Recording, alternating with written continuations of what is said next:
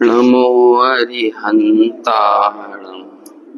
नमो सेद्धाणं नमो आर्या नमो अजायाणं नमो लोहे सवसाहुणं मंगलम भगवान वीरो मंगलम गौतमो गणि मंगलम कुंद कुंदाद्यो जैन धर्मोस्तु सर्व मंगल मांगल्यम सर्व कल्याण कारकम प्रधानम सर्व धर्माणां जैनम जयतु साक्षी जैनम जयतु साक्षी वंदितु सर्वसिद्धे दोमचलमणो अमंगलिं पत्ते ओच्छामि समय पाहुल मृणमो सुध केवली भणिनम नमः समय साराय स्वानुभूत्या चकासते चित् स्वभावाय भावाय सर्वभावांतरच्छिदे।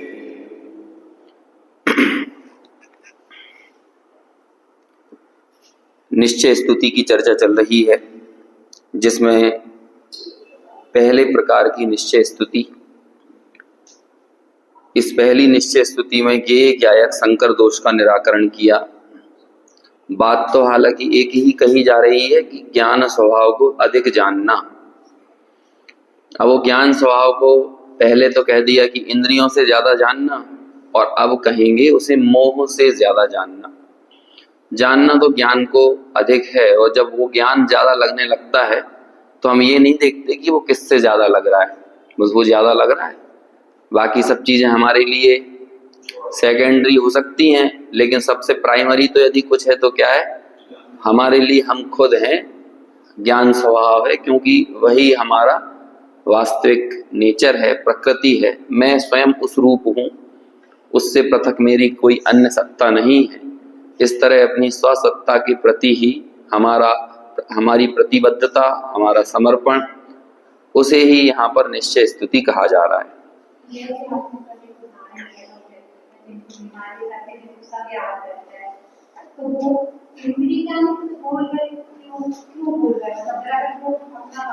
ये क्षयोपशम ज्ञान की यही तो पराधीनता है।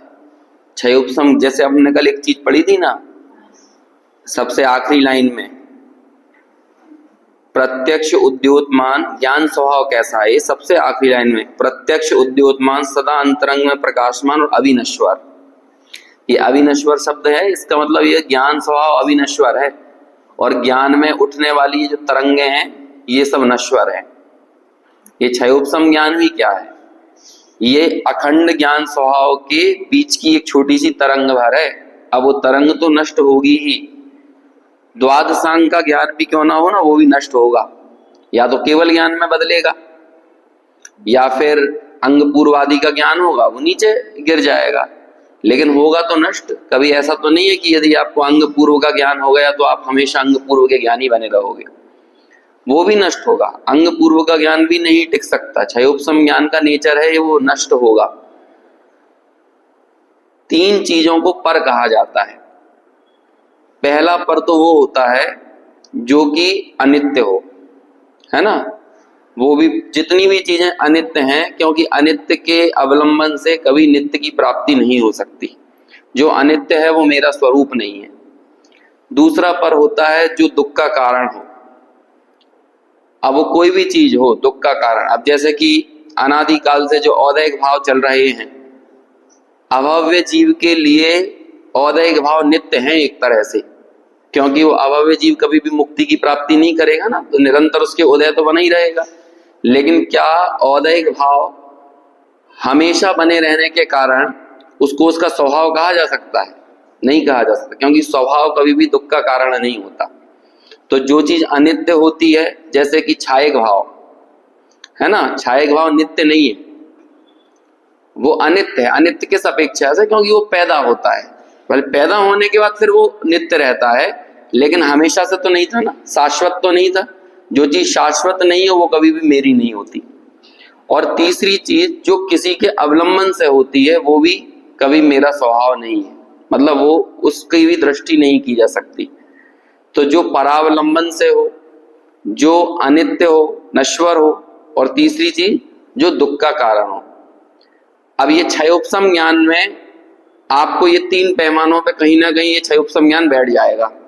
हो सकता है कि क्षयोपशम ज्ञान जो श्रुत केवली वगैरह को होता है, उस ज्ञान को आप दुख का कारण नहीं कह सकते, लेकिन नित्य नहीं है ना। दूसरा, कहीं ना कहीं क्षयोपशम ज्ञान में परावलंबन है, क्योंकि ज्ञानावरणी कर्म के क्षयोपशम से होता है, तो कर्म की अपेक्षा लग गई ना उसमें। तो जिसमें कर्म की अपेक्षा आ गई है वो स्वभाव कैसे हो सकता है। तो इसलिए क्षयोपशम ज्ञान, देखो यहाँ पर जब हम भाव्य भावक संकर भावेंद्रियों का निराकरण कर रहे थे ना, भावेंद्रिय को जीतना, तो उसमें एक बात आई थी, फिर से देखो उस जगह पे देखते हैं अपन। प्रतीति में आने वाली अखंड एक चैतन्य शक्ति द्वारा सर्वथा अपने से भिन्न जाना। कैसे जाना उसे? प्रतीति में आने वाली अखंड एक चैतन्य शक्तिता के द्वारा। ये जो शरीर है ना, ये शरीर तो क्या कहें इसे, ये तो प्रत्यक्ष है कि ये हमसे भिन्न है, इससे भेद ज्ञान करना बहुत कठिन काम नहीं है। लेकिन भावेंद्रिय, उससे भेद ज्ञान करना कठिन क्यों हो जाता है? क्योंकि उसे प्रतीति में लाके भिन्न करना पड़ेगा। आप अलग महसूस कर पाओगे कि ये असंग है, ज्ञान स्वभाव असंग है, और ज्ञान स्वभाव के माध्यम से जो स्पर्श रस गंध वर्ण आदि का ज्ञान हो रहा है ये अलग है।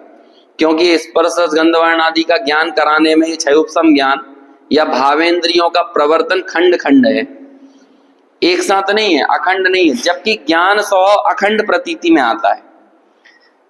समझ में आ रहा है?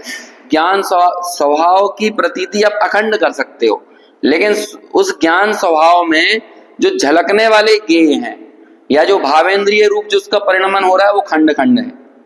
आप देखोगे थोड़ी देर पहले स्पर्श का ज्ञान था, अगले क्षण रस का है, फिर गंध का है। अब आप इस ज्ञान को पकड़ने की कोशिश करो, क्या आपकी दृष्टि स्थिर हो सकती है?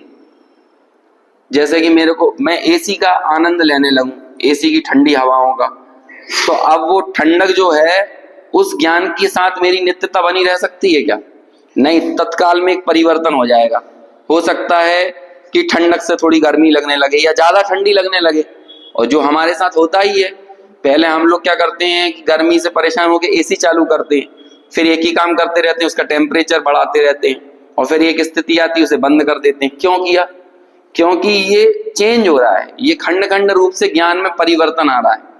जबकि प्रतीति में आने वाला जो एक चैतन्य स्वभाव है वो नित्य है, उसका अवलंबन लिया जा सकता है, क्षयोपशम ज्ञान का अवलंबन नहीं लिया जा सकता, इसलिए उसका निराकरण किया है ना। वो तो बहुत स्थूल उदाहरण था कि अल्जाइमर वल्जाइमर, ये प्रति समय चल रहा है ये चीजें, तो हमें तो प्रति समय। अब जैसे कल मेरे को मैं जिनेंद्र वंदना की वो लाइन याद कर रहा था, मुझे याद नहीं आ रही थी, और अचानक जहां पर मेरा कोई उपयोग नहीं था, यहां पर उपयोग पूर्वक उसे याद करने की कोशिश की तो याद नहीं आई, और अचानक घर में ऐसे ही खाली बैठा था तो कुछ और काम कर रहा हूँ, हो सकता है सामने टीवी चल रही हो या कुछ और काम, अचानक वो याद आ गई। अब बोलो क्या करोगे? ये ज्ञान की पराधीनता नहीं है, वो अचानक है ना। मन हर मदन तन वरन सुवरन सुमन सुमन समान ही, धन धान्य पूरित संपदा अगणित कुसुम अगणित कुबेर समान थी अप्सरासी अंगनाए संगनी संसार की, हे कुंतु जिन तृण सम तजी ली राह भवदधि पार की। ऐसा वो उसे बताने के लिए आपको याद कर रहा था ना कि कैसे वो सारा का सारा वैभव तीर्थंकर तृण यानी तिनके के समान छोड़कर भवदधि पार यानी मोक्ष मार्ग की तरफ आगे बढ़ जाते। अब यहाँ उपयोग लगाकर याद कर रहे थे तो याद नहीं आ रहा था, और जब उपयोग नहीं लगा रहे थे तो याद आ गया। अब इससे समझ में नहीं आता ये पराधीन है। कितनी पराधीनता है, नाम याद नहीं आता कई बार, बिल्कुल अपने कितनी पराधीनता है। लब्धि और उपयोग का प्रवर्तन कितना पराधीन है। लब्धि में पड़ी हुई चीजें जरूरी नहीं है उपयोग में आ जाएं, तो जो चीज हमारे को निरंतर उपयोग में ही नहीं लाई जा सकती, आप उसका अवलंबन कैसे कर सकते हो?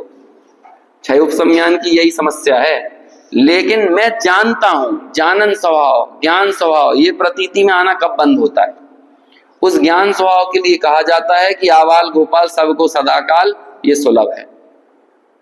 अब कल एक और बात बताना था लेकिन वो बताने से रह गई थी। अब ये इंद्रियों के विषय के संबंध में इन्हें भी इंद्रिय कहा गया। क्यों कहा गया इंद्रिय के विषय को? एक तो हमने ये देखा था कार्य का कारण में उपचार, एक विषय का विषयी में उपचार किया गया। ये इंद्रिय के जो विषय हैं ये विषयी कौन है? इंद्रियां हैं। तो विषय का भी किस में उपचार हो जाता है? विषयी में। अब देखो इसका मैं आपको एक एग्जांपल देके बताता हूं। जैसे लोक किसे कहते हैं? लोक आपकी नजर में क्या है? वो कल की थोड़ी सी बात रह गई थी तो आई गई है तो बोल ही देता हूं। लोक किसे कहते हैं? आपने कहा 6 द्रव्यों के समूह को लोक कहते हैं, मतलब ये संसार, ये विश्व जो है ये लोक है। ये उपचरित कथन है और प्रचलित कथन है। और प्रचलित कथन इतना प्रचलित हो जाता है कि हम उसका वास्तविक अर्थ कभी समझते ही नहीं है। लोक कहते हैं आत्मा को। लोक किसे कहते हैं? आत्मा को। अकलंग देव की परिभाषा है षड द्रव्याणि विलोक्यन्ते इति लोकः। जो 6 द्रव्यों को विलोकता है, 6 द्रव्यों को देखता है, वो कौन है? लोक है। और अभी हमें देखना 2-3 कलश मिल जाएंगे अमृतचंद्राचार्य के समय सार पढ़ते हुए, जहां पर आत्मा को लोक कहा जाएगा। लोक लुच धातु से बनता है। लुच यानी देखना, उससे लोक बनता है। उस लुच धातु से अंग्रेजी का लुक बनता है, लुक है ना। ये दोनों एक ही परिवार की भाषा है, भाई बहन है दोनों, हिंदी और अंग्रेजी। इंडो एंग्लो भाषा परिवार की भाषाएं हैं दोनों। सगी भाई हैं, सगी बहन समझ लो, है ना। सगी बहन है अंग्रेजी और हिंदी, एक ही भाषा परिवार है। हाँ, नीचे जाओगे ना वो उनका परिवार अलग है। हिंदुस्तान में ही जो तमिल और कन्नड़ भाषा है ना, उसका परिवार अलग है, द्रविड़ियन भाषा परिवार है। लेकिन अंग्रेजी तो एकदम बहन है, अंग्रेजी और हिंदी बहन है, सगी बहन है बिल्कुल, है ना। इसलिए सारे अंग्रेजी के शब्द उनका जो व्युत्पत्ति अर्थ है ना वो संस्कृत में पड़ा हुआ है। सबका व्युत्पत्ति अर्थ, मातृ से मदर बना, पितृ से फादर बना, भ्रातृ से ब्रदर बना, सारे आप इनको अंग्रेजी में लिख लो, भ्रातृ को इंग्लिश में लिखो, ऑलमोस्ट ब्रदर के नजदीक की शब्द बन जाएगा। ऐसे ही सारे शब्द ऐसे ही है। ट्रिग्नोमेट्री त्रिकोणमिति बनी, ज्यामिति बनी, सारी चीजें एक जैसी। तो ऐसे ही वो लुक शब्द जो है, लुच शब्द जो है वो देखने के लिए। तो देखने वाला कौन है? कौन है देखने वाला? आत्मा। समझ में आया ना। लेकिन आत्मा ने जिसको देखा हमने उसे भी क्या कह दिया? लोक। लोक कौन था? आत्मा था। लेकिन आत्मा ने किसी को देखा, जिसे देखा वो भी कौन कहलाने लगा? लोक। क्यों कहलाने लगा? अब ज्ञान ने पूरे विश्व को देखा, तो वास्तव में तो लोक कौन था? ज्ञान। लेकिन ज्ञान ने जब पूरे विश्व को विषय बनाया तो पूरा विश्व क्या कहलाने लगा? वो भी लोक कहलाने लगा। क्यों कहलाने लगा? ये लोक था विषय और इसे देखने वाला आत्मा था विषयी। तो विषय का विषयी में उपचार हो गया। अब बात समझ में आ गई होगी आपको, इंद्रिय के विषय को इंद्रिय क्यों कहा गया है। इंद्रिय क्या है? विषयी, विषय बनाने वाली। और जो विषय बनते हैं वो क्या होते हैं? देखो अभी और बताते हैं। जैसे कि कोई व्यक्ति किसी के चेहरे मोहरे इनके प्रति आकर्षित रहता है ना, तो या फिर कोई, तो उसे क्या बोलते हैं? रूप लोलुपी। क्या बोलते हैं? रूप लोलुपी। अभी लोलुपता काय से हो रही थी? लोलुपता काय से? आंखों से हो रही थी ना, हम देखने के प्रति लोलुप है। लेकिन यहां पर क्या किया? आंखों की लोलुपता, आंखों से हम देखने ताड़ने जा रहे हैं लोगों को, लेकिन हमने यहां पर क्या किया? ये विषय ही थे, लेकिन हमने वो जो विषय था ना जिस रूप के, उसको हमने लोप से जोड़ लिया है। और कई बार इसके उल्टा करेंगे, क्या कहेंगे? ये तो रसना लोलुपी है। अब ये क्या? रसना है एक इंद्रिय, और जो खाने में आने वाली चीजें हैं वो क्या है? वो हैं उसके विषय। लेकिन रसना का हमने उपचार काय में कर दिया? रस में। और कई जगह क्या करते हैं? विषय का उपचार विषयी में हो जाता है, कई जगह विषयी का उपचार विषय में हो जाता है। भाषा ऐसे ही चलती है। हाँ, ये काम लोलुपी। अभी काम किसके काम थे? जैसे नाचार्य ने शुरू में बोला था, स्पर्शन और रसना इंद्रिय की के विषयों को बोलते हैं काम। और सबसे प्रबल ये दोनों ही इंद्रियां हैं। हिंदुस्तान जब जब भी गुलाम हुआ है ना, इन दो इंद्रियों के पीछे ही हुआ है। ये मुगल काल में अंग्रेजों ने क्या किया, मुगल राजाओं को क्या किया था, या तो उनको शराब ला के देते थे बहुत पुरानी पुरानी, या फिर उन्हें स्त्री विषयों में उलझा देते थे। तो इस तरह से उनको अपने अंडर में लेके उन्होंने पूरा का पूरा राज्य अपने अंडर में ले लिया, और पहले भी ऐसा होता चला आ रहा है। ये दो इंद्रियों को जीतना सबसे कठिन काम होता है, स्पर्शन और रसना इंद्रिय को। इसलिए काम, भोग और बंध, ये तीन शब्द आए थे ना। काम तो कहा था स्पर्शन और रसना के विषय को, और भोग कहा था बाकी के तीन, घ्राण, चक्षु और कर्ण, इन इंद्रियों के विषय को। खैर, कुल मिलाकर बात का उपसंहार करो यहाँ पे, क्योंकि अगली गाथा पे पहुंचना है। कुल मिलाकर इन सब इंद्रिय के जो विषय कहे ना, या द्रवेंद्रिय कहीं, भावेंद्रिय कहीं, इनसे ज्यादा क्या लगना चाहिए, ऋण सहावादियम। बस जब तक आपको ज्ञान स्वभाव हल्का लगेगा और बाकी चीजें ज्यादा लगेंगी, इसका मतलब है, अभी मैं पहले दिन बहुत बोल चुका हूं इस पे, हम जिनेंद्र भगवान को करते तो नमस्कार हैं, लेकिन कहते क्या है, सोचते क्या है, मानते क्या है, अरे तुम क्या सुखी हो, सुखी तो हम हैं, तुम्हारे पास ना घर है, ना क्या कहते हैं बीवी बच्चे हैं, ना तुम्हारे पास कुछ भी तो नहीं है, ना खाने पीने की कोई व्यवस्था है, सब कुछ कौन के पास है। हैपनिंग लाइफ किसकी है, एडवेंचर किसकी जिंदगी में है, तो हमारी जिंदगी में है सब एडवेंचर। हम सब लोग कितने हैपनिंग और एडवेंचर के मुरीद हैं, है ना, उसके पीछे दीवाने हैं। अब आगे वाली गाथा तो और ऊपर जाके बात करेगी, मोह से ज्यादा क्या लगना चाहिए, ज्ञान स्वभाव। अभी मैं इसको अपने शब्दों में आगे चर्चा करूंगा, अपन लोगों के जीवन से जुड़े हुए उदाहरणों के साथ, तो थोड़ा सा हमें दर्द सा होगा ज्ञान स्वभाव मोह से ज्यादा लगना चाहिए। अब बहुत ऊंची बात है, क्या क्या कहें, हमने मोह को इतना सम्मान दिया है, इतना सम्मान दिया है कि हम मोह के नाम पर सहानुभूति भी ले लेते हैं। हम मोह के सामने सब कॉन्सोलेशन, सांत्वना, सहानुभूति, सब हमें मोह के नाम पर मिल जाए, कोई समस्या नहीं है। कोई व्यक्ति ये कहे हम मंदिर नहीं आ पाए, क्यों, उसी समय हमें बच्चे को संभालना पड़ता है कोई बात नहीं है, चलता है, मंदिर तो कोई चीज ही नहीं है। अब समझ में आया ना, वो तो कोई चीज ही नहीं है। हम स्वाध्याय में नहीं आ पाए, अब आप इसके पीछे 10-15 एग्जाम्पल दे दो। अब वही हमारा दुकान खोलने का टाइम होता है, वही हमारा ऑफिस जाने का टाइम होता है, तो स्वाध्याय करने वाला पंडित भी आपसे बोल देगा हाँ हाँ भैया वही संभालो पहले, जो तो कछु नहीं है, समय सार तो हमेशा मिल जाएगा तो क्या है, इसका मतलब हमें क्या ज्यादा लग रहा है, जिसे मोह ज्यादा लग रहा हो वो भगवान के सामने क्या बोल रहा है, तुम तो जैसे वो आते थे ना पहले फकीर वकीर पंडित पुजारी वगैरह, तो उन्हें दक्षिणा दी और तुम निकलो, दक्षिणा दे देंगे, उनके पैर भी पड़ लेंगे, लेकिन अंदर में क्या मानेंगे, तुम तो कुछ नहीं हो, कुछ तो हम ही हैं।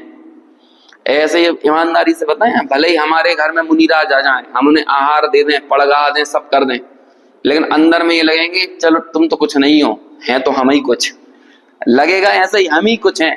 ऐसे ही भगवान के सामने भी लगता है हम भले हाथ जोड़ लें, पूजा कर लें, प्रक्षाल कर लें, खूब द्रव्य चढ़ा दें, लेकिन फिर भी लगता तो क्या है, तुम कुछ नहीं हो, हैं तो हम ही कुछ, है ना। तो जिसे भी अपनी वर्तमान की मोह अवस्था ज्यादा लगती हो वो ज्ञान स्वभाव की क्या कदर करेगा। और जो भगवान को और अपने आप को हम एक पैरेलल मानते हैं, एक जमीन पर खड़ा हुआ मानते हैं, किसके बल पर मानते हैं बताओ, ज्ञान स्वभाव के बल पर। बाकी हमारा और उनका कोई साम्य नहीं है। एक गाथा आती है, देखो श्रुत जो शब्द है ना, श्रुत या आगम, अब देखो ये भी चीज बता, आगम किसे कहते हैं, अभी मैं पूछूं आगम किसे कहते हैं, तो आप लोग तुरंत बोलोगे इसे बोलते हैं, नहीं ये नहीं है आगम, आत्मा को आगम कहते हैं। क्यों कहते हैं, ये भी विषय है, ये द्रव्य शुद्ध को आगम कहना ये विषय है, लेकिन ये किसका विषय होता है बताओ, गम धातु जानने के अर्थ में प्रयोग होती है, गम धातु का प्रयोग जानने के अर्थ में होता है। अब ये बोलो ये शास्त्र कितना जानता है, ये आगम क्यों कहा जा रहा है, क्योंकि ये जिस ज्ञान का विषय बनता है ना वो ज्ञान आगम है। तो ये आगम है, तो इसे आगम क्यों कहा गया है? क्योंकि ये विषय में विषय में का विषय में उपचार किया गया, इसलिए आगम कहा गया। मैं ये क्यों बता रहा था आगम की बात इससे जस्ट पहले क्या बोल रहा था? हाँ, श्रुत है ना, श्रुत की बात चल रही थी अपनी। तो ये जो श्रुत ज्ञान, जो श्रुत शब्द है, वो श्रुत को भी क्यों ले रहा था? श्रुत की चर्चा क्यों कर रहा था? हाँ, हम देखो, श्रुत हमको ज्यादा लगना चाहिए। जब ये कहा जाता है ना, तो ये इसका मतलब भी क्या है? आगम का ज्यादा लगना भी क्यों होता है? आगम का ज्यादा लगना क्या है? इसमें भी ज्ञान स्वभाव का ही ज्यादा लगना है। जैसे आगम आपको विशेष लग रहा है, तो आगम विशेष लगा तो कब लगा? जब ज्ञान स्वभाव ज्यादा लगा। अब जब हमने ज्ञान स्वभाव को एकदम हाशिए पर फेंक दिया, हाशिया मतलब एकदम साइड लाइन कर दिया, उसको हमने कुछ समझा ही नहीं, तो अब हमें क्या ज्यादा लग रहा है? अब हमें मोह ज्यादा लग रहा है। आप देखेंगे कि आप अपना एक बहाना लेकर आओ और उस बहाने के बल पर आप ज्ञान स्वभाव के नजदीक आने वाले जो साधन थे उसको आप दरकिनार कर दो, साइड लाइन कर दो, तो हम सब लोगों के लिए वो बहुत अच्छे से एक्सेप्टेबल है। ये अनंतानुबंधी कषाय है। अनंतानुबंधी कषाय मतलब क्या होता है? ज्यादा कषाय का नाम अनंतानुबंधी कषाय नहीं है। समझ में आया? एक व्यक्ति बहुत तेज गुस्सा कर रहा है, एक व्यक्ति कम गुस्सा कर रहा है, इसका नाम अनंतानुबंधी नहीं है। आत्मा और आत्मा तक ले जाने वाले साधनों की अपेक्षा कोई दूसरी चीज हमारी प्रायोरिटी में शामिल होना, यह अनंतानुबंधी कषाय है। अब जैसे कि एग्जाम्पल लो, आपका एक खाता वही है जिसमें लाखों करोड़ों रुपए का हिसाब किताब रखा हुआ है, ऐसी फाइल है, और एक तरफ समय सार है। समय सार सिगड़ जाए और वो आपका खाता वही सिगड़ जाए तो दुख काहे में होगा बताओ? जिसमें लाखों करोड़ों रुपए पड़े हुए हैं, बोलो काहे में? अब हमें बोलो कौन सी चीज ज्यादा लगी? जब आत्मा तक ले जाने वाला साधन ही हमारी प्रायोरिटी में शामिल नहीं है, तो आत्मा हमारी प्रायोरिटी में कैसे शामिल हो सकता है? ऐसे ही भगवान जिनके सामने हम क्या कहते हैं पूज रहे हैं, वो तो हम परंपरा और पद्धति बुद्धि से पूज रहे हैं। हाँ, ये निश्चय स्तुति का मतलब हमें समझ में आएगा तभी। निश्चय स्तुति क्या है? जब अंदर से आपको वाकई में उसकी इज्जत हो। क्या है उनके पास? भगवान के पास क्या है बताओ? कुछ भी तो नहीं है, कोई ग्लैमर नहीं है उनके पास।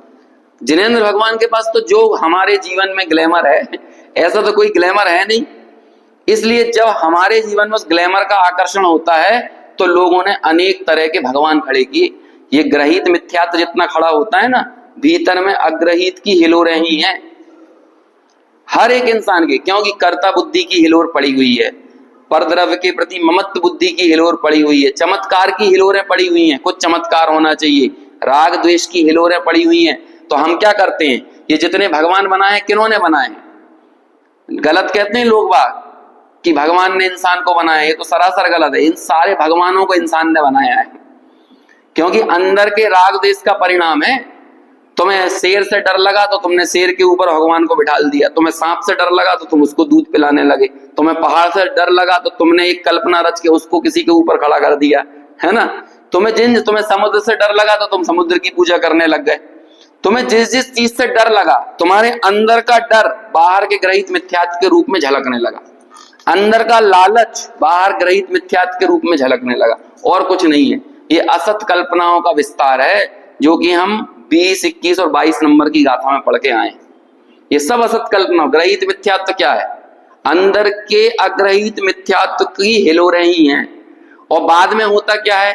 एक व्यक्ति का अग्रहित मिथ्यात्व जो प्रबल हुआ और उसने बाहर में कुछ साधन रच दिए अनायतन के रूप में। आपको बोध पावड़ पढ़ना चाहिए इसके लिए। बोध पावड़ में अनायतन किसको कहा है ये पढ़ना। एक तो हमने अनायतन वो पढ़ा है, कुदेव, कुगुरु, कुशास्त्र, कुदेव, कुगुरु, कुधर्म के पूजने वाले, ये अनायतन।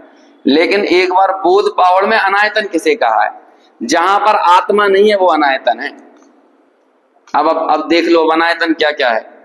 हम जब एक नए शोरूम में जाकर एक 25-50 लाख की गाड़ी को लेकर आते हैं और उसमें बैठकर आनंद मानते हैं, तो हम में से किसी को ऐसा नहीं लगता कि हम अनायतन को भोग रहे हैं।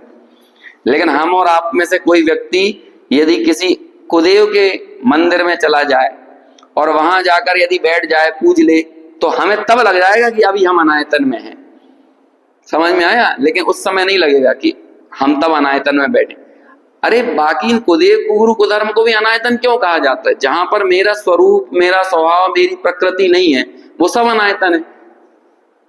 आलू खाने में आदमी को दोष लग जाएगा, लेकिन मोह में कोई दोष नहीं लगेगा। इससे मैं ये नहीं बोल रहा हूं कि आलू खाने लगना, क्योंकि तुम आलू खा भी रहे हो, है ना। यदि तुम ये जमीकंद खा रहे हो तो बिना मोह की पराकाष्ठा के नहीं खा रहे हो। समझ में? वो भी वैसा ही काम है, वो भी विषय का विषयी में उपचार है। समझ में आया? वो विषय हुआ ना, मोह की पराकाष्ठा, कि आपको हिंसा नहीं दिख रही और रस की लोलुपता दिख रही है। तो इससे क्या हुआ? इसमें कौन प्रबल है? इसमें मोह ही तो प्रबल है ना। लेकिन निरंतर जो हम मोह को भोग रहे हैं, हमें वो कभी भी दोष नहीं लगता है। हमें क्रोध के प्रति कोई वितृष्णा नहीं वर्तती, अभिमान के प्रति कोई वितृष्णा नहीं है। वितृष्णा मतलब उसके, एक होती है तृष्णा और एक होती है वितृष्णा, है ना। मेरे कुछ शब्द जाते हैं जल्दबाजी में, तो आप शायद कनेक्शन बिठा लेते हो कि नहीं। तो वो वितृष्णा यानी क्या होता है? उसके प्रति बुरा भाव, उसके प्रति आकर्षण नहीं, विकर्षण, है ना। उससे पराभाव होना, उससे दूर हटना, वो होती है वितृष्णा। तो ऐसे हमें क्रोध के प्रति, मान के प्रति, मायाचारी के प्रति, लोभ के प्रति वितृष्णा बैठती है। जो बहुत ज्यादा सोला पालते हैं ना, कभी उनसे भी पूछना, जितना तुमको छुआछूत ये लग गई कि वहां का संकर दोष यहां हो गया, ऐसे ही ये ज्ञान में गेय का संकर दोष होता है, ये कभी लगता है? ये भाव काहे के लिए मिला है? टोडरमल जी ने बहुत साफ लिख दिया ये, कि 3 जगह उपयोग की बर्बादी होती है। मैं कई बार बोल चुका हूं, यहां पर भी 3 जगह, 3 स्थल। उन 3 स्थलों में से तीसरा स्थल क्या था जहां पर हम हमारा ये भाव बर्बाद कर रहे हैं? तत्व विचार तो ना करे और व्यवहार धर्म में प्रवर्तन करे। बस अब ये तत्व का विचार नहीं है, आपने जीव तत्व का विचार नहीं किया। जब आपने गेय को ज्ञायक में मिलाने का प्रयास किया ना, इसका मतलब आपने जीव का विचार नहीं किया। अब जीव का विचार करोगे तो कौन ऊपर निकल कर सामने आएगा? णान सहावादियम, ज्ञान स्वभाव। ज्ञान स्वभाव सबसे अधिक लगना चाहिए, अपना स्वभाव। अब आपको ज्ञान स्वभाव तो हल्का लगा, कमतर लगा, और बाकी चीजें ज्यादा लगी। अब बाकी चीजों में कुछ भी लगा लेना। अभी यहाँ पे मोह की बात चलने वाली है। लोग वाग जैन हो जाते हैं तो उन्हें जैन कुल ज्यादा लगने लगता है, लेकिन ज्ञान स्वभाव ज्यादा नहीं लगता। बोलो, दिगंबर हो गए तो दिगंबरत्व तो ज्यादा लगने लगा। ये सब चीजें क्यों ज्यादा हैं? ये सब जितने साधनों को भी अच्छा कहा जाता है ना, इसलिए कहा जाता है क्योंकि ये साध्य तक लाने वाले हैं। जैसे कि भगवान अच्छे हैं, जिनवाणी अच्छी है, क्यों है? क्यों है? क्योंकि ये हमें हमारे स्वभाव तक लेकर आती है। लेकिन वास्तव में अच्छा कौन है? णान सहावादियम, ज्ञान स्वभाव। अच्छा, इस पूरे कमरे को जिनवाणी से भर लो और कभी आप खोल के भी मत देखो, तो बोलो कितना अभिमान किया जाना चाहिए, है? कितना अभिमान किया जाना चाहिए। ये एक स्वाध्याय भवन बना लिया हमने 60-70-100 लोगों के बैठने के लिए, और इसका नाम भी बाहर लिख दिया स्वाध्याय भवन। लेकिन यहाँ स्वाध्याय नहीं करो तो बोलो ये साधन है? साध्य की प्राप्ति नहीं हो तो साधन को भी साधन संज्ञा नहीं मिलती है। तो ऐसे ही ये जितने भी साधन हैं, ये सब हमारे एक तरह से अभिमान का विषय हो गए ना। जैन कुल, जैनेन्द्र भगवान, जिनवाणी। लेकिन ये क्यों है? इनके प्रति भी हम जो अभी वो कहते हैं ना, हम वो बहुत मंजीरा बजा बजा के ठोक ठोक के भजन गाते हैं, है ना। हमने जैन कुल को पाया, अभिमान करो रे। क्यों करो रे अभिमान? पूछो क्यों करो अभिमान? भजन है, आपने सुना है कि नहीं? और फिर खूब गाएंगे, अभिमान करो रे, सम्मान करो रे, हमने जैन कुल को पाया, अभिमान करो रे। क्यों करो? क्यों करो अभिमान? इसलिए अभिमान करो कि तुम्हारे पास अच्छा मकान है, तुम लोग टैक्स ज्यादा भरते हो। मैसेज आता है ना, ये सबसे ज्यादा टैक्स भरने वाले जैन, सबसे ज्यादा उद्योग जैनों के, सबसे ज्यादा लिटरेसी रेट जैनों में, इसलिए अभिमान करो। अरे लाण साहवादियम, यदि जैन कुल को पाकर जिनेन्द्र भगवान को तुमने समझा, और जिनेन्द्र भगवान के लिए सबसे ज्यादा क्या है? णाण सहावादियम, ज्ञान स्वभाव सबसे अधिक लगना चाहिए। और ऐसा वो जैन कुल में आकर तुम्हें ज्ञान स्वभाव सबसे ज्यादा लग रहा है ना, तो जैन कुल का मिलना सार्थक है। नहीं तो क्या है, जैसे जैन है वैसे अजैन है, ये तो क्या हो जाएगा, ये रेसिज्म हो जाएगा। ये तो संविधान की नजर में अपराध है यदि तुमने जैन कुल पे अभिमान कर लिया। अब जो कानून की नजर में अपराध है वो जैन दर्शन की नजर में तो महाअपराध है। समझ में आया? जो लोक विरुद्ध है, ये तो लोक विरुद्ध चीज हो गई। यद्यपि शुद्धम लोक विरुद्धम ना करणीयम ना चरणीयम, भले ही शुद्ध हो लेकिन लोक विरुद्ध हो। जैसे भले भले मानुष, जिसे अच्छा अनुपसेव्य किसे कहते हैं? अनुपसेव्य किसे कहते हैं? जैसे भले पुरुष, शिष्ट लोग, अच्छे लोग खाने को उचित नहीं मानते, वो क्या है?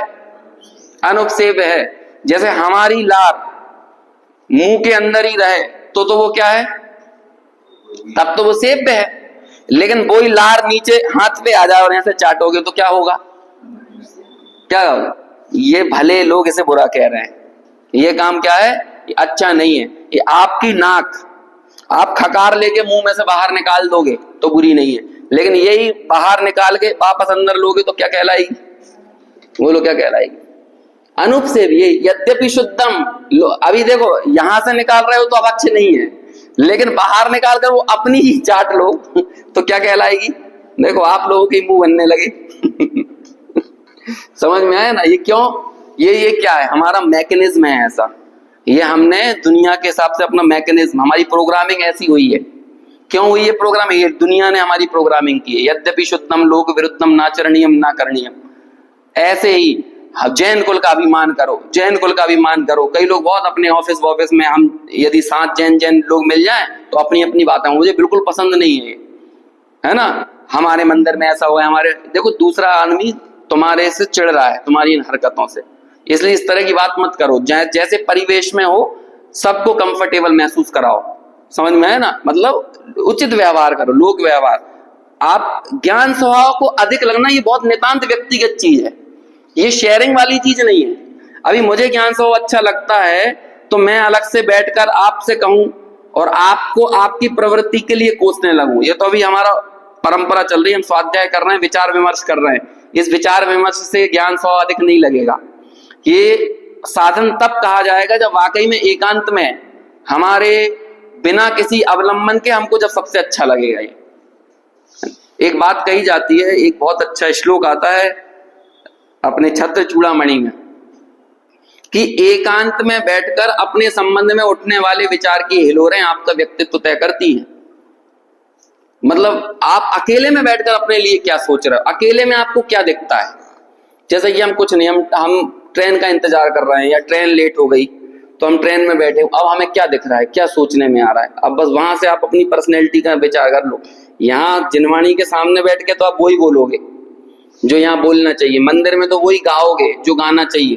तो ये तो हम एक व्यवस्था से बंधे हुए हैं, इसलिए हम ये बोल रहे हैं, ये सोच रहे हैं। लेकिन एकदम जब आपका कोई अवलंबन नहीं है, जब आपको कोई देखने वाला नहीं है, जब आप नितांत अकेले हो, जब आपको ये पराधीनता नहीं है, अब जब 4 लोग देख रहे हैं तो हमारा दर्शन करने का तरीका बदल जाता है, भगवान का भी। तो हमारे लिए भगवान से ज्यादा वो 4 लोग अहमियत वाले हो जाते हैं ना, उनकी महत्व। तो इससे आप अपनी पर्सनैलिटी का मूल्यांकन नहीं कर सकते, आपका व्यक्तित्व कैसा है। आपका व्यक्तित्व का मूल्यांकन आप खुद करो कि अकेले में आपको क्या दिखता है। अब अकेले बैठे हैं, अब गाड़ी बहुत पुरानी हो गई, कब बदलेंगे, थोड़ा सा और पैसा आ जाए तो नई गाड़ी ले लें, है ना। अकेले में बैठे हो, आपको घर की दीवारें उखड़ी हुई दिख रही हैं, अरे अब इसको पुतवा लें, ये वॉश बेसन खराब हो गया है, क्या कहते हैं, ये कलर बेकार लगने लगा है, ये पंखा चेंज करने, आजकल तो नए तरीके के पंखे आने लगे, और भी कुछ भी। तो मैं जो मुंह पे आ रहा है एग्जाम्पल दे रहा हूं, लेकिन वाकई में आपको अकेले में रह के क्या याद आता है? वो वाली पॉलिसी मैच्योर होने वाली होगी, वो म्यूचुअल फंड का पैसा निकल आएगा, है ना, अभी फलाने आईपीओ में इन्वेस्ट करने का टाइम आ गया। अब अकेले में बैठ के आपको क्या लग रहा है, इससे पता चलता है कि आपको क्या ज्यादा लगता है। क्या आपको मोह ज्यादा लगता है, क्या इंद्रिय ज्यादा लगती हैं, कि ज्ञान स्वभाव ज्यादा लगता है? तो बस परिवेश तो हम संसार में ही रहे हैं, तो ऐसे संसार से कभी निकल ही नहीं पाएंगे कभी। तो तब पता चलेगा वास्तव में कि हमारा असल व्यक्तित्व कैसा है। हम अभी यहाँ पर बैठे हुए हैं तो यहां पर तो हम सब लोग प्रस्तावित हैं आत्मा की बात करने के लिए, लेकिन जिस काल में आप आत्मा की बात करने के लिए प्रस्तावित नहीं हो तब आपको आत्मा सबसे ज्यादा लगे। नरक गति में कैसा परिवेश है, लेकिन सम्यक दृष्टि को णाण साहवादियम समझ में आया, उसे ज्ञान स्वभाव सबसे ज्यादा लगता है।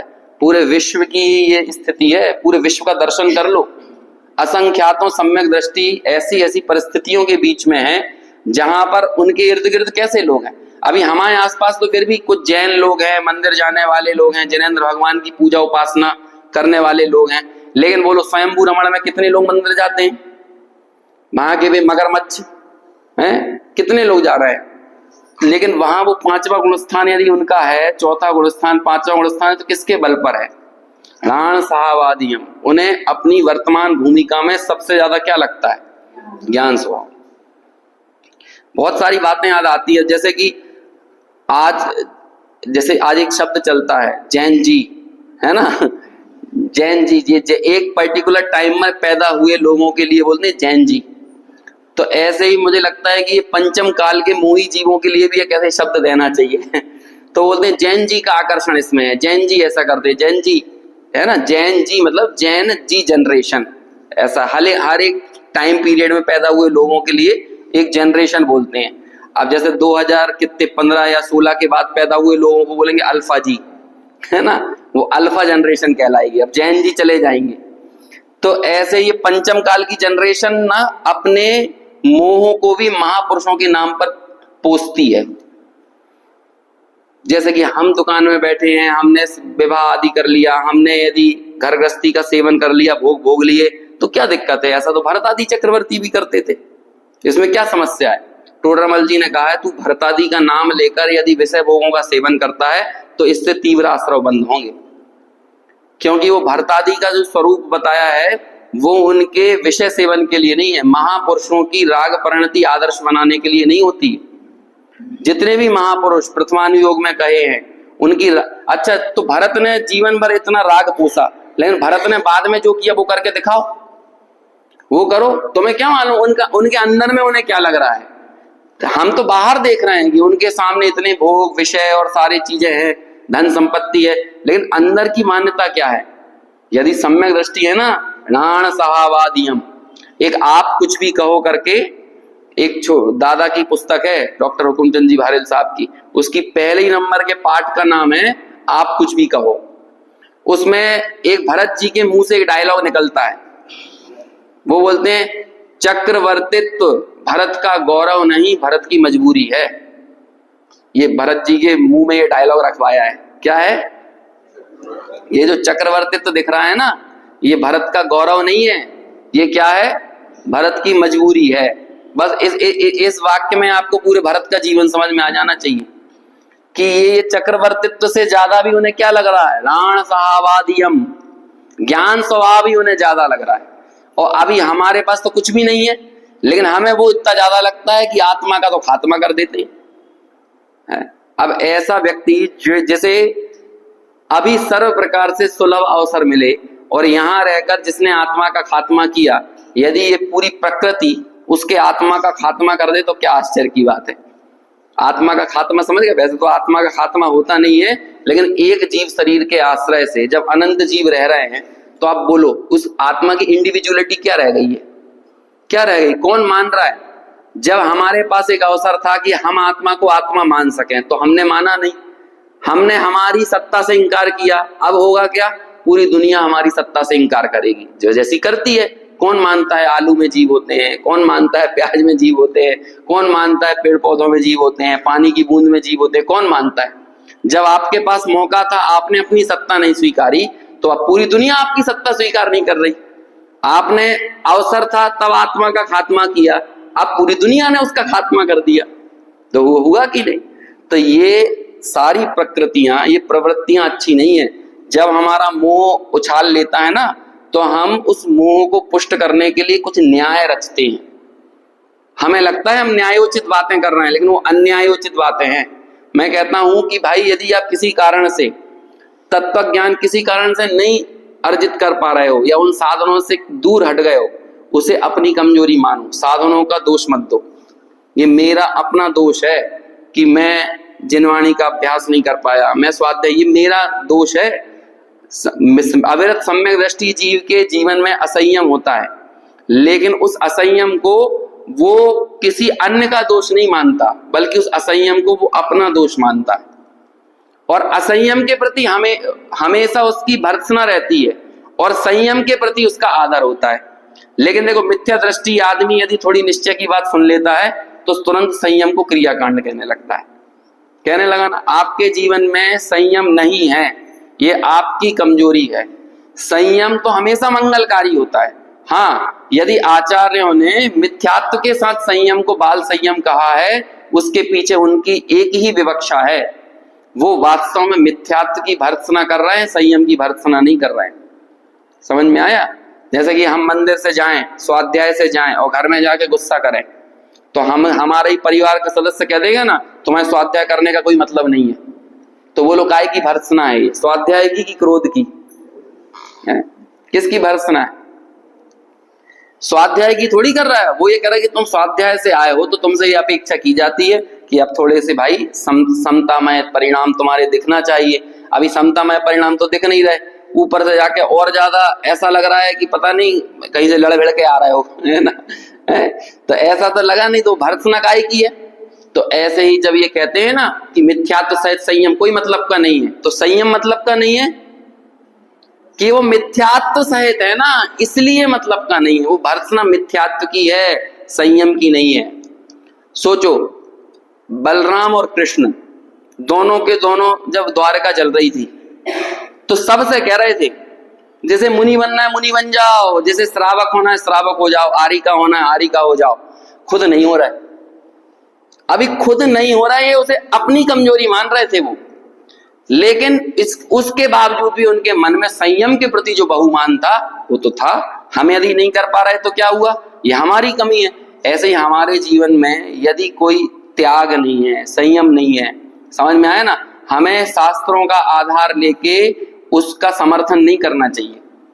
अंदर में तो वो हमें हमारी कमजोरी लगना चाहिए। ऐसे ही हम यदि स्वाध्याय नहीं कर पा रहे तो हम ये कहने लगते हैं अब देखो ज्यादा पढ़ने से तो कुछ नहीं होता है, शुद्धात्मा में मेरा नाम मात्र जानना, मेरा काम बस इतना ज्ञान करना है। हमें मूल बात पता चल गई, ज्यादा पढ़ना तो पूरा ज्ञान है, क्षयोपशम ज्ञान है। अरे क्षयोपशम ज्ञान 12वें गुण स्थान तक रहने वाला है ऐसे तो, लेकिन तुम अपने मिथ्यात्व की अपने प्रमाद की पुष्टि करने के लिए जो तर्क रच रहे हो, वो तर्क तुम्हारे असंयम को और अनंतानुबंधी को दर्शा रहे हैं। उन तर्कों के माध्यम से ऐसा नहीं है कि अनंतानुबंधी ढीली पड़ रही है, अनंतानुबंधी चीख रही है। ये शास्त्रों की कई गाथाएं बोल देते हैं व्यक्ति, और शास्त्रों की गाथाओं को बोल के या जिनवाणी के प्रसंगों का उल्लेख कर करके व्यक्ति अपने असंयम को पुष्ट करता है। वो जिनवाणी नहीं चीख रही, वो इंसान का अनंतानुबंधी चीख रही है, वो चिल्ला रही है। उसे मोह ज्यादा लग रहा है, उसे ज्ञान स्वभाव ज्यादा नहीं लग रहा। इसलिए ये जो जैन जी जनरेशन, मतलब ये पंचम काल की जो जनरेशन है ना, इसे प्रथमानुयोग का, महापुरुषों का, शास्त्रों का सहारा लेकर अपने मोह की पुष्टि नहीं करना चाहिए। ये अन्यायोचित है, ये न्यायोचित नहीं है। मोह ज्यादा लगना है। आप यदि वो नहीं कर पा रहे हो, इसे अपनी कमी देखो, अपनी कमी। एक बहुत अच्छी बात आती है, दूसरों के दोषों को देखते समय तो औदैहिक भाव को देखना। दूसरे ने तुम्हारे ऊपर गुस्सा कर दिया ना, कोई बात नहीं, उसका उदय था ऐसा। लेकिन जब अपनी गलतियां हो ना, तो औदैहिक भाव मत देखना, अपना दोष देखना, अपनी कमियों में अपना दोष देखना। ये पंडित जी साहब का वचन था, रविंद्र जी का वचन है, वो बोलते थे ऐसा। दूसरों की गलतियां देखते समय, दूसरों से गलती हो गई ना, घर के सदस्यों से, तो क्या कहना, कोई बात नहीं, उनका ऐसा उदय था, हो गया वो। लेकिन जब हमारे से क्रोध हो जाए, अरे ठीक है भाई, वो हमारा उदय था, है ना, ऐसा नहीं, मेरा दोष था। ये क्या था? है? हाँ रहेगा, लेकिन यदि आपने उसको सीधे कर्म के ऊपर डाल दिया तो आपका पुरुषार्थ ढीला पड़ गया वहां पे। या हमारा पुरुषार्थ प्रबल कब है? नहीं, ये मेरी ही कमी है, मेरा कुछ परावलंबन का भाव है। यही सब नजरिए का फर्क है, यही तो शायद समझाता है। नहीं तो हम में और सांख्यों में कोई अंतर नहीं रह जाएगा। जैसे सांख्य कहते हैं सब भगवान की मर्जी से हो रहा है, मैं तो अकर्ता हूं, मैं तो करने वाला नहीं हूं, जाही विधि राखे राम ताही विधि रहिए, है ना। जैसे राम रखते वैसे रहो, तो बस राम ने हमसे गुस्सा करवाया तो राम ने करवाया, वो तो हमने थोड़ी किया है, तो ऐसी बात हो गई ना। ऐसे तो फिर हमारा पुरुषार्थ तो ढीला पड़ गया। तो फिर यही तो स्यादवाद की शैली होती है। सब 8 दर्शन है, अभी हम पढ़ेंगे 39 गाथा से 44 गाथाओं में, इसमें ही आने वाला है 8 दर्शनों की मान्यताएं आएंगी। कहते हैं उन सब दर्शनों में सच्चाई आ जाएगी यदि स्यादवाद लगा दोगे तो। उन सर्व मान्यताओं में सच्चाई आ जाएगी। ये स्यादवाद की ताकत है। स्यादवाद एक ऐसा अमृत है जो सारे विषयों को निर्विष कर देता है। सारे एकांतवादी विष जो जहर हैं उनको अमृत बनाने में कारगर साबित होता है। तो बात तो बस इतना ही है, ज्ञान स्वभाव ज्यादा लगना चाहिए। खैर अपन को भाव विभावक संकर दोष पढ़ना था, आज फिर समय चला गया। तो गे ज्ञायक तक तो हम पहुंच गए हैं। अब देखो, अब आगे यहां पर ये कहा जाएगा भाव्य। भाव्य जो मोह है ना, वो भाने में आता है, लेकिन वो मोह जिसको हो रहा है वो उपादान कौन है? वो है भावक। 2 विवक्षाएं आती हैं, क्रोध परिणत आत्मा ही क्रोध है। एक जगह तो ये कह दिया जाता है क्रोध क्या है? बोलो, क्रोध को मैं ऐसे टेबल पे निकाल कर रख सकता हूं? क्रोध कहां दिखाई देगा? जो आत्मा है ना वही क्रोध है ना। क्रोध परिणत आत्मा ही क्रोध है, ये भी वही हो गया। विषय का विषयी में उपचार, आत्मा अशुद्ध उपादान, आत्मा का वैभाविक परिणमन, ये क्या हो गया? विषयी। और वो जो उसको जो क्रोध पैदा हुआ वो क्या हुआ? वो हो गया एक तरह से विषय। उसे यहां पर विषय विषयी ना कहकर भाव्य और भावक कहा जाएगा। जो आत्मा का अपना वैभाविक परिणमन है वो है भावक, और जिस उस भावक में जो भाने में आ रहा है वो कौन है? भाव्य। अब ये भाव्य और भावक हमको दोनों क्या लगने लगते हैं? एक। और एक विवक्षा से ऐसा कहा भी जाता है। वो विवक्षा कौन सी विवक्षा है? क्रोध को आत्मा का कहना, मान को आत्मा का कहना। हमने जो 8 नय पढ़े थे उनमें से वो कौन सा नय होगा? उपचरित सद्भूत व्यवहार नय, है ना। उपचरित सद्भूत व्यवहार नय यही तो करता ना। सद्भूत, सत्ता तो कहां पर है क्रोध की? आत्मा में ही है, क्योंकि आत्मा का ही व्यवहारिक परिणमन है। आप क्रोध को ऐसे जमीन पर नहीं दिखा सकते, जहां वो किसी ना किसी आत्मा में ही तो दिखेगा। तो है तो सद्भूत, लेकिन उपचरित, उपचार से। क्यों? क्या उपचार है कि भाव्य और भावक होते तो अलग अलग हैं, लेकिन हमने भावक में ही भाव्य का उपचार कर दिया, या भाव्य में ही भावक का उपचार कर दिया, तो वो क्या कहलाएगा? उपचरित सद्भूत व्यवहार नय। और व्यवहार नय क्यों है? शुद्ध नय के सामने, मतलब परम शुद्ध निश्चय के नय के सामने नीचे के सब कौन कहलाते हैं? वो सब व्यवहार कहलाते हैं। क्यों? जो अपूर्ण हो वो व्यवहार है, जो विपरीत हो वो व्यवहार है, जो संयोगी हो वो व्यवहार है। ये सारे व्यवहार की परिभाषाएं। संयोगी भाव व्यवहार भाव, अपूर्ण भाव व्यवहार भाव, अशुद्ध भाव व्यवहार भाव। लेकिन इन अशुद्ध, अपूर्ण और जैसे कि एक देश शुद्ध निश्चय ने व्यवहार किसके सामने? जब आप त्रिकाली की बात करने लगोगे तो एक समय की सारी पर्यायें क्या कहलाने लगेंगी? सब व्यवहार कहलाएंगी। तो ऐसे ही अशुद्ध उपादान, अशुद्ध निश्चय नय का विषय, जब तक उसके ऊपर वाले निश्चय नय खड़े नहीं थे तब तक तो वो क्या कहलाएगा? निश्चय नय। हाँ, क्रोध परिणत आत्मा ही क्रोध है, क्रोध परिणत आत्मा ही क्रोध है। लेकिन जब परम शुद्ध निश्चय नय का जन्म हो गया तब क्या कहलाएगा? सब व्यवहार। तो पूछा कौन सा व्यवहार? तो कहते हैं उपचरित सद्भूत व्यवहार। सत्ता तो आत्मा ही में है, लेकिन अशुद्ध पर्याय को आत्मा की कहना ये उपचार है। तो इसलिए वो क्या हो गया? उपचरित सद्भूत व्यवहार नय। व्यवहार ने कौन सी 3 चीजें बनेंगी? संयोगी भाव व्यवहार, अपूर्ण भाव व्यवहार और अशुद्ध भाव व्यवहार, है ना। और इसमें क्षणिक भाव भी व्यवहार। ठीक है ना। सो हम यहाँ किसकी बात कर रहे हैं? निश्चय स्तुति के प्रकरण में किसकी बात चल रही है?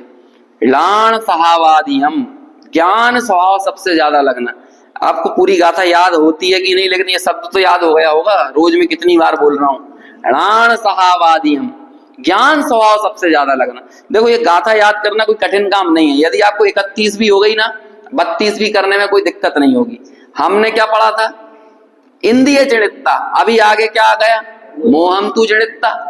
बस, और बाकी वही की वही, लाण सहावादियम मुड़दी आदम, आगे का वही। ऐसा ही सिलसिला चलता है आगे की गाथाओं में भी। पहले कह रहे थे जिसने इंद्रियों को जीतकर ज्ञान स्वभाव को ज्यादा माना, अब यहाँ पर कह रहे हैं मोह को जीतकर ज्ञान स्वभाव को ज्यादा माना। माना तो ज्यादा एक को ही, ज्ञान स्वभाव को। कुल मिलाकर इसे बोलते हैं एक तरफ राम और दूसरी तरफ पूरा गांव। समझ में आया ना? पूरा गांव, पूरा गांव में सब आ गया, इंद्रियां तो आ ही गई, मोह भी आ गया। चलो इसका अर्थ पढ़ते हैं पहले। क्या? हाँ, तो भाने वाला ही तो है, आत्मा ही तो भा रहा है। अशुद्ध उपादान जो है, किसको नहीं, भाव्य बताया है उसको, भावक बताया है आत्मा को। अभी आगे जाकर बोलेंगे कर्म, वो भावक तो वास्तव में कर्म है। अभी टीका आने दो, उस सारी चर्चा चलेगी। जैसे 5-6 दिन इसमें लगे हैं, उसमें भी 5-1 दिन तो लगे ही जाएंगे, है ना? तब जाके वो पूरा क्लियर होगा। देखो पहले गाथा पढ़ लेते हैं, वैसे तो आज तो समय हो गया, इसका अर्थ पढ़ के अपन पूरा करेंगे। जो मोहम तुजिणिता ऋण सहावादियं मुणति आदम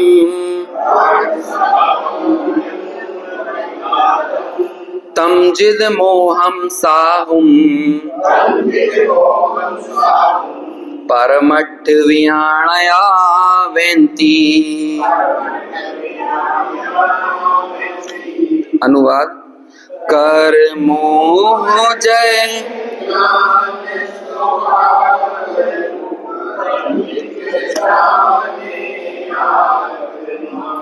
परमार्थ विज्ञायक पुरुष ने उन्हीं चित मोही कहा।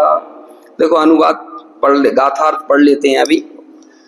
जो मुनि मोह को जीतकर अपने आत्मा को ज्ञान स्वभाव के द्वारा अन्य द्रव्य भावों से अधिक जानता है, उस मुनि को परमार्थ के जानने वाले जित मोह कहते हैं, है ना? अभी मोह की बात आई, अब उस मोह की चर्चा करते हुए इस मोह में ही भाव भावक खड़ा करेंगे कि वास्तव में मोह क्या है। मोह भावक है, और फिर उस मोह रूपी भावक के साथ होने वाला भाव्य कौन है। यहाँ पर जो जिस रूप कन्वर्ट हो जाता है ना, उसको बोलेंगे भाव्य। ठीक है, एक विवक्षा ये भी होगी, आगे जाकर हम पढ़ेंगे 49वीं गाथा में शायद एक बार फिर भाव्य भावक ऐसा कुछ शब्द आएगा। वहां पर उल्टा कहा जाएगा, वहां पर आत्मा को भावक कहा जाएगा। हाँ, वो सीधा कहेंगे, क्योंकि ये भाने वाला कौन है, वो आत्मा है ना? उसकी टीका में, या तो 48 या 49 गाथा में कहीं तो टीका में आने वाला है। अभी यहाँ पर ये कहेंगे कि ये जो सारा का सारा विपरीत परिणमन हो रहा है, ये किसके कारण हो रहा है? इसका कर्म कारण है ना। तो कहते हैं कि वो परिणमन होने वाला आत्मा वो अलग, और परिणमन कराने वाला भावक वो अलग। लेकिन हमने क्या किया, उन परिणमन कराने वाले भावक को और परिणमन होने वाले भाव्य को, दोनों को क्या कर दिया है, आपस में एक में एक मान लिया है। इसे ही बोलते हैं संकर दोष, है ना? वहां पर गे या एक संकर दोष था, अब कौन का आने वाला है, भाव भावक संकर दोष। और जब आपको ये लगता है, ये मान्यता कैसी है कि भैया जैसे वो योग है, जाही विधि राखे राम ताही विधि रहिए, तो अब राम हटा दो, जाही विधि राखे मोह ताही विधि रहिए, ऐसा होता है। क्योंकि दोनों परिणाम अलग अलग है ना, दोनों, एक तो ज्ञानात्मक परिणमन है ना, और ये भाव भावक का संबंध सुख से जुड़ता है। क्योंकि हम जिस रूप परिणमित होते हैं, हमारी मग्नता वहां होती है, और मग्नता ये चारित्र गुण का विकार है। कहीं किसी जगह पर मग्न होना, ये हमारे चारित्र गुण का विपरीत परिणमन है। तो ये दोनों चीजों को, हमारी दो बुद्धियां चल रही हैं, या तो किसी में सुख बुद्धि चल रही है मूल रूप से, कहीं हम सुख मानते हैं, और या तो हम मानते किसी का ज्ञान। तो आचार्य आत्मा को समझाने के लिए दो ही गुणों को मुख्य करते हैं, ज्ञान और आनंद। इसलिए वो मैं ज्ञानानंद स्वभावी हूं। अब मेरा स्वभाव तो बहुत सारे गुणों वाला है, लेकिन दो ही गुणों को क्यों मुख्य किया? क्योंकि ज्ञान और आनंद से हमारा सीधा रिलेशन है, हमें जल्दी समझ में आता है। तो ऐसे ही भाव भावक के माध्यम से उस मग्नता को बताया है, और ज्ञेय ज्ञान के माध्यम से उस ज्ञान को बताया है। हालांकि जहां ज्ञान में, जिस तरफ ज्ञान का परिणमन होता है, आनंद भी वहीं होता है, क्योंकि ज्ञान से अलग आनंद कुछ है नहीं, है ना? ये अपनी बात निकली हुई थी प्रवचन सार के आधार से, खैर, अब और विशेष चर्चा इसकी आगे कल करेंगे।